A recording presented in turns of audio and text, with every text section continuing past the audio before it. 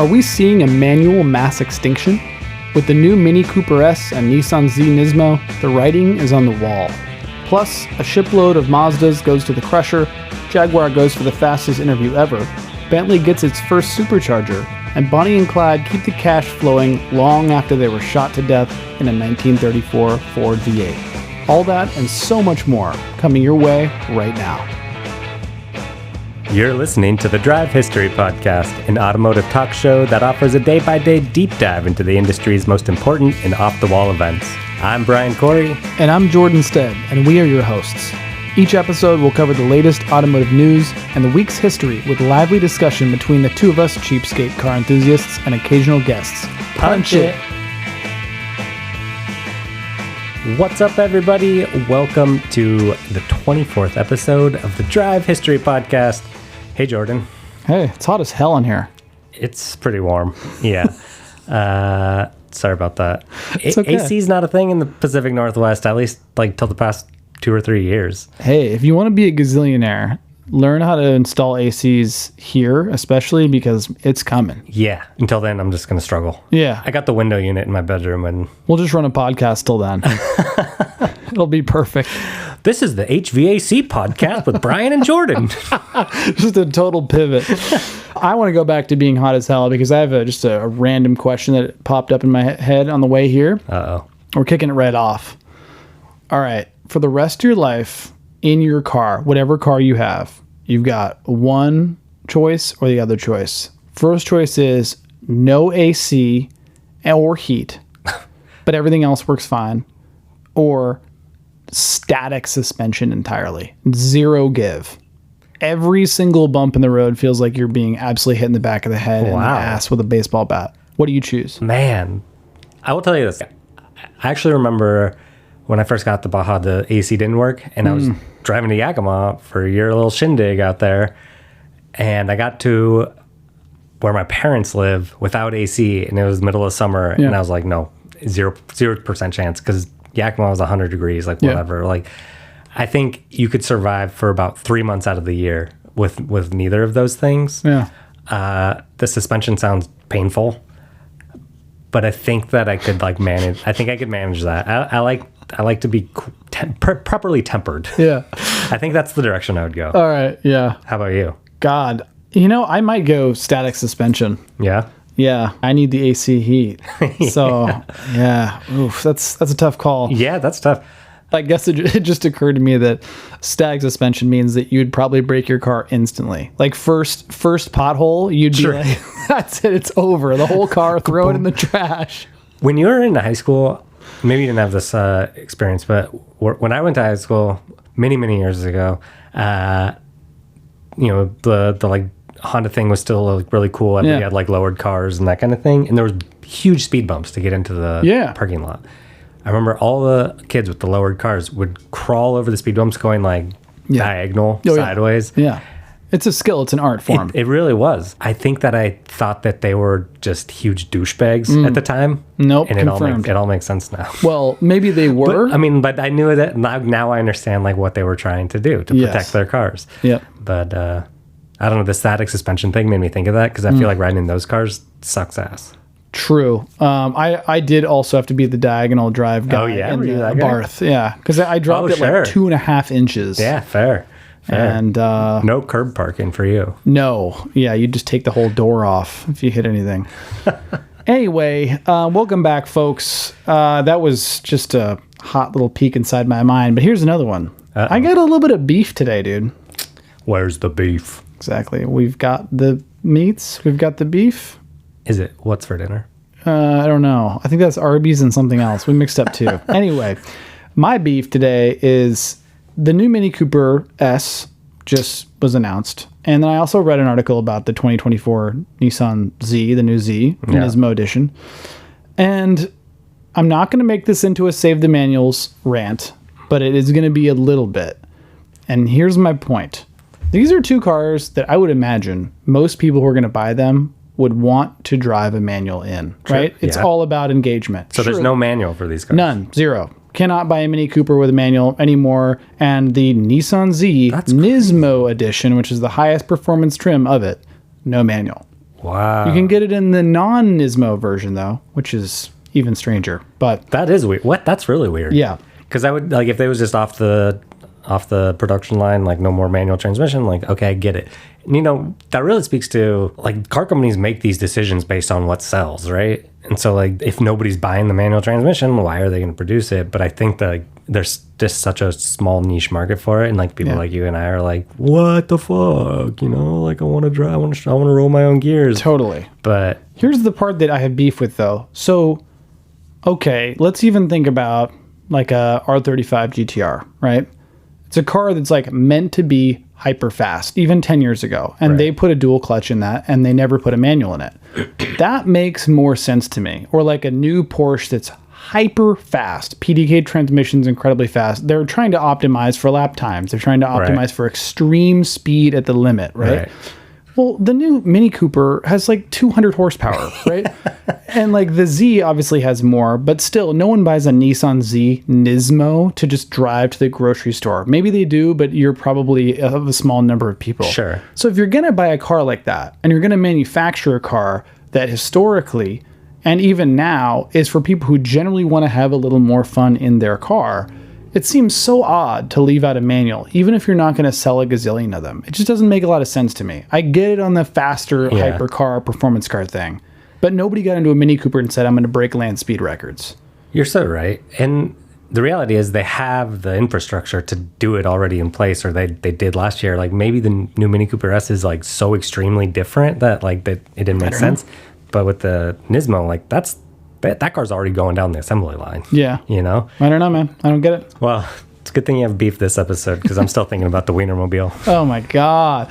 I think that was our best episode ever, man. If you haven't listened to the last episode before this one, go listen to it. If you like Ferrari F40s and you like hot dogs or you like glizzies, you need to go check it out. Flip the script. Yeah. Hit that subscribe. Come back to those later, but be sure to tune back in. Yeah. Pause this episode, throw it in the trash, go listen to the one before this episode. At least recycle. Come on, man. That's true. That's true. All right. You want to dive into a little bit of history? Let's go. Let's go. We are covering July 23rd through the 29th.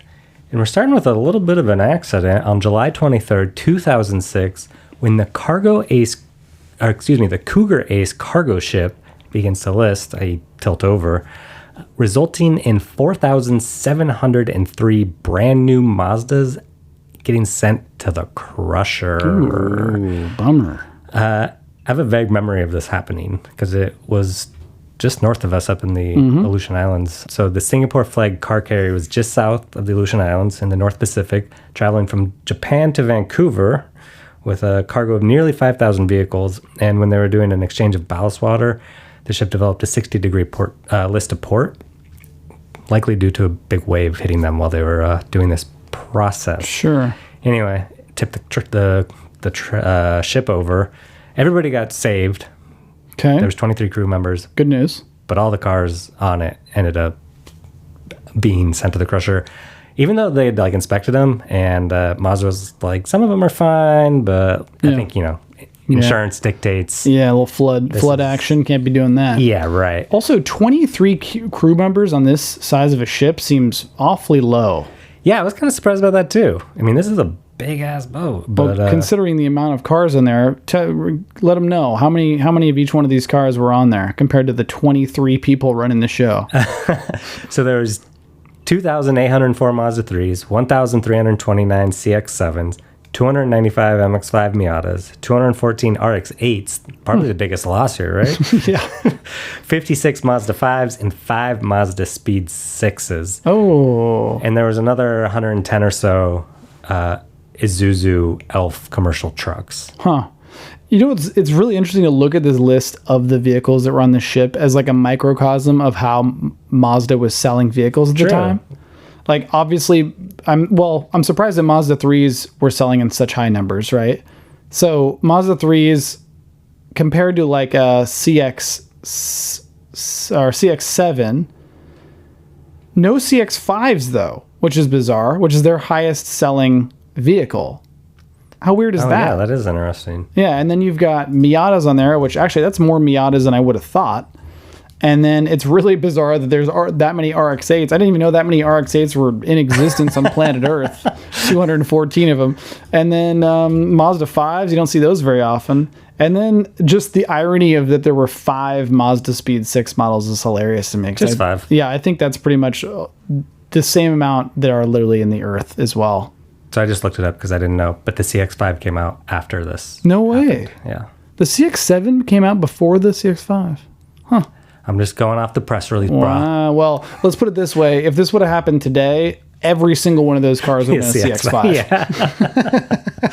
Yeah. Anyway, damn. Crazy. Yeah. I wonder if anybody like at the junkyard. I think they all got crushed in Portland, Oregon. Like I would have just like taken one home. Damn. I would have too. Yeah. Free Miata. What would you have taken out of there? You have one choice. What could you take? I probably would have taken a Miata. Yeah, that'd be fun. I could deal. I think I can't believe I'm saying this. I think I'd take one of the Mazda Speed 6s, even though I had a Mazda 6 of that year, and I hated that car. But it's got the speed. That's true. It'd be sick. It's got the speed. Well, you could get them all-wheel drive and in a stick, and Mazda Speed, like, tuned up with turbo. So it was pretty rad. That's pretty sick. They're rare. Man. Anyway, July 24th, 2017, Jaguar officially announces the XJR 575M Performance Saloon with a 44-second video interview about the car between a journalist and production studio designer Wayne Burgess as he accelerates the car from 0 to 186 miles an hour in, you guessed it, 44 seconds. And this whole thing was done in the rain. Yeah. This is an amazing video to watch, by the way. Might have to drop this into the description so people can check it out. 100%. Yeah. This to me is like such effective and fun marketing for a car.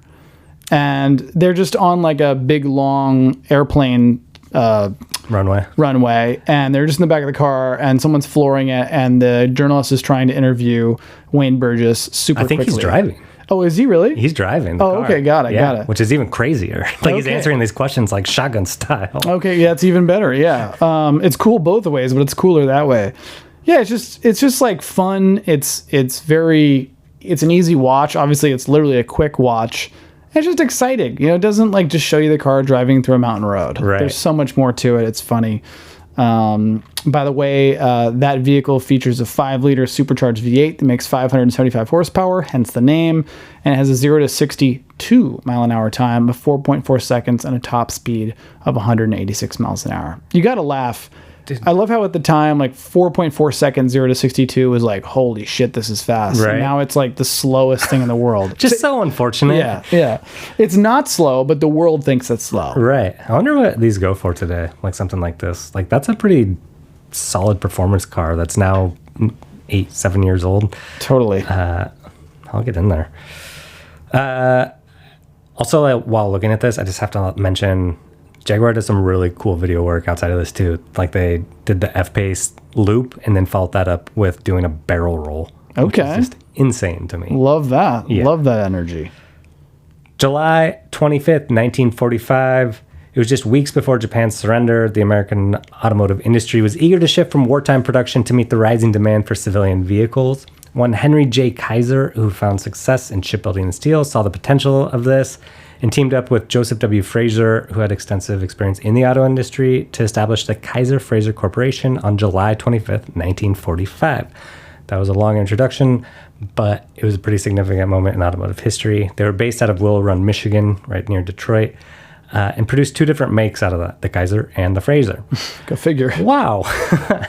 It was a relatively short-lived company, but they actually really defined post-war design, coming out with their new cars in 1947 when most major automakers, Ford, Chrysler, GM, didn't release new models until 1949. Like it took them 4 years to kind of retool their factories after the war because they'd all been producing planes and tanks and whatnot. So KF got the jump, not having had any production. Interesting.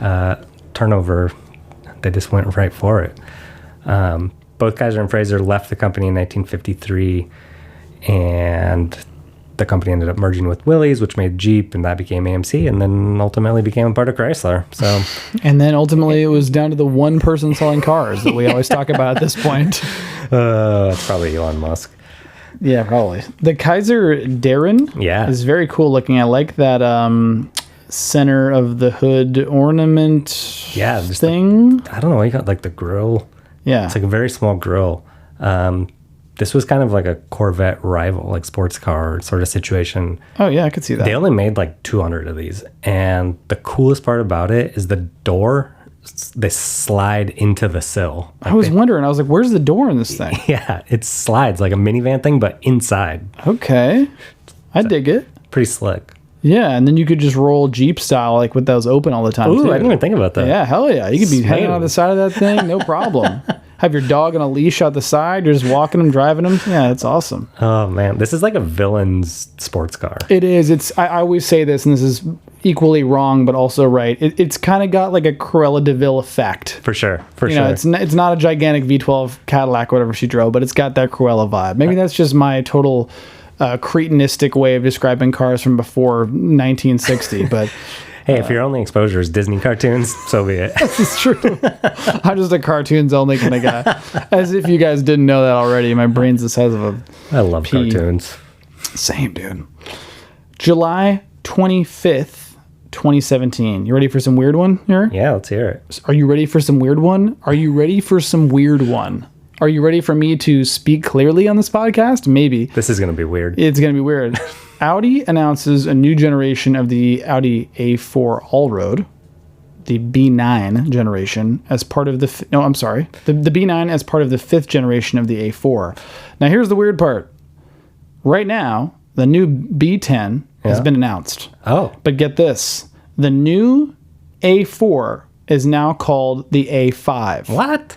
And going forward, Audi is going to give its cars even numbers if they're EVs and odd numbers for internal combustion cars. So the A4 Saloon and A4 Avant, which we know and love, are now going to be the A5 Saloon and A5 Avant.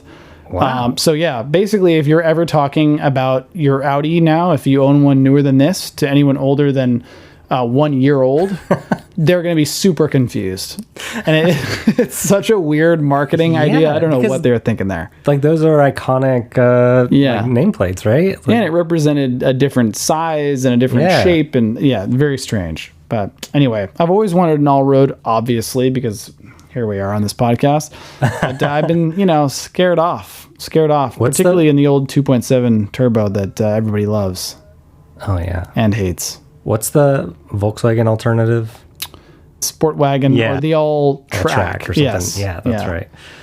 Yeah, and I've said my piece on those. You know that story. Yeah, I'm well aware. Yeah. Goddamn leaky sunroofs. Take a shower while you're driving. That's true. It sounds cooler than it is, folks.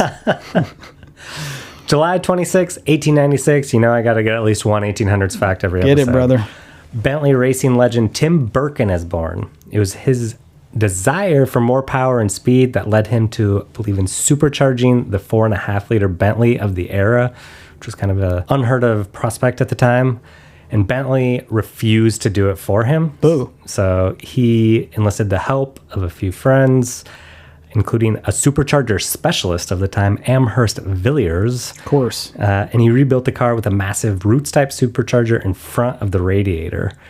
And the groundbreaking innovation gave birth to the 242 horsepower blower Bentley.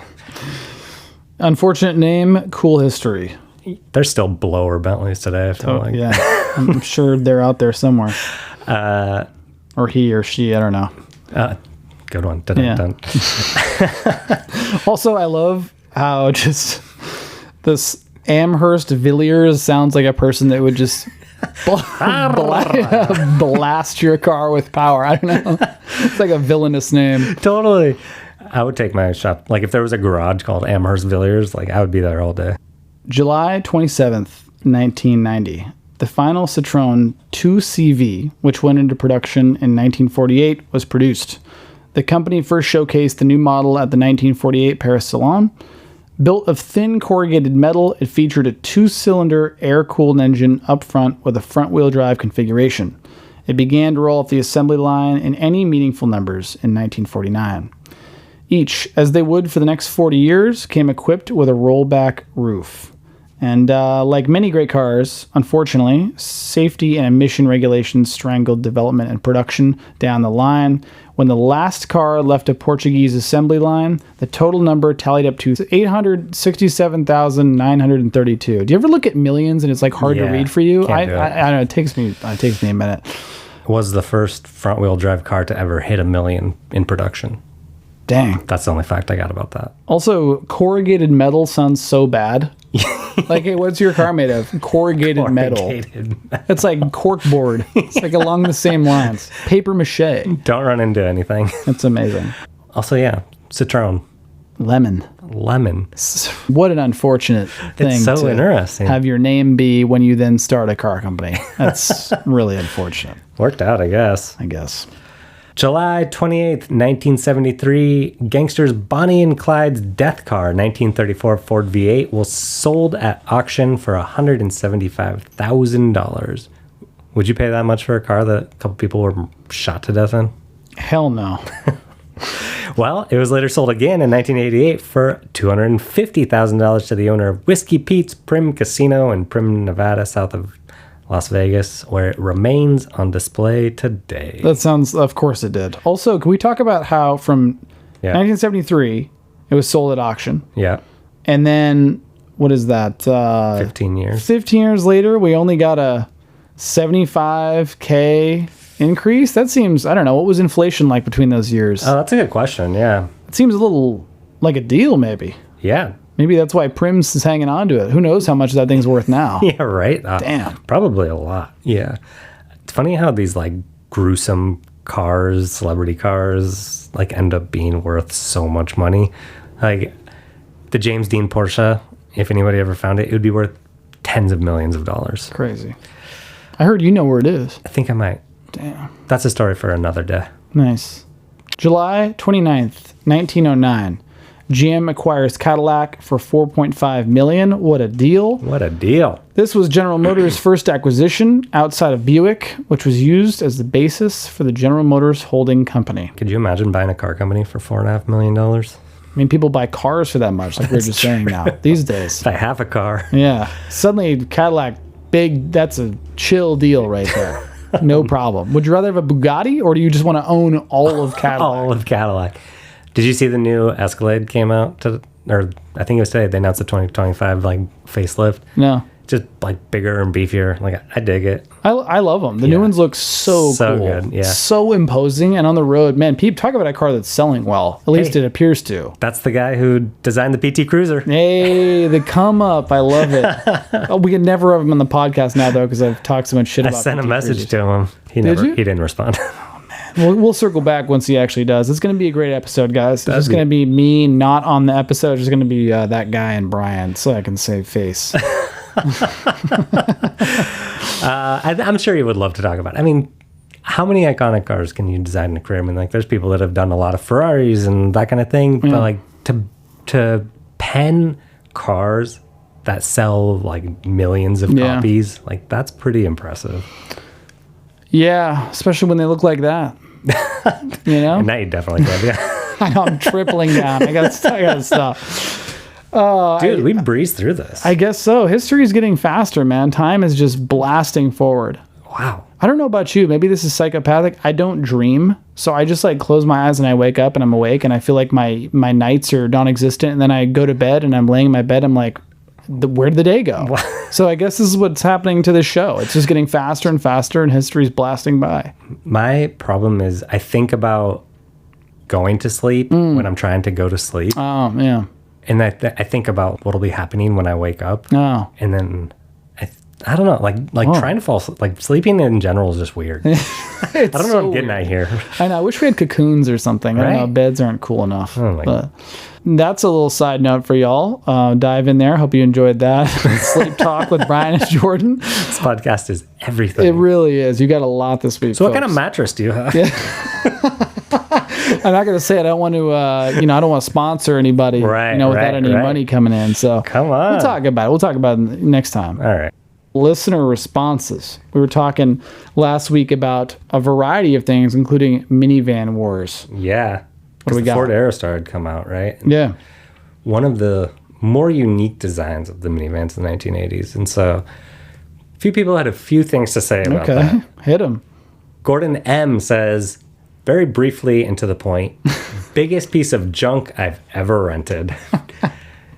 That's just one guy. Come on. Yeah, it could be better. Let's see what happens next. Come on. Scott S. chimes in, the first Dustbuster van, which I have no clue what that means. Nope, sounds cool though. Yeah. Aerostars weren't the most exciting Fords, but they were competent and very durable and reliable. Okay. So few opposing views here. I think Stephen D takes the cake when he says, drove one delivering pizza for Pizza Hut, also could sponsor us. Mm-hmm. They would kick a Caravan's ass. So I think that's 2 nods for the Aerostar and 1 saying eh. I guess. Also, I really shout out people who send in mail to this show. Yeah. We love you so much, but I have noticed that everyone's always so matter of fact. Like, we'll get messages that are like 3 words. Like, this car sucks or whatever. And we're like, okay, cool. We'll put that in as listener mail. Yeah. It's amazing. I'm not telling you not to do it. I think it's great. Where can people find us? Right on the Instagram at This Day in Automotive History or the Drive History Pod. We'll probably have to consolidate that at some point. Facebook, This Day in Automotive History _Drive History. And please, the easiest way to get in touch with us is contact@carsandcopymedia.com. We want to hear your comments, your questions, your hate mail. We'll take it all. Please. And give me a follow or a stalk. Jordan B. Stead on most things.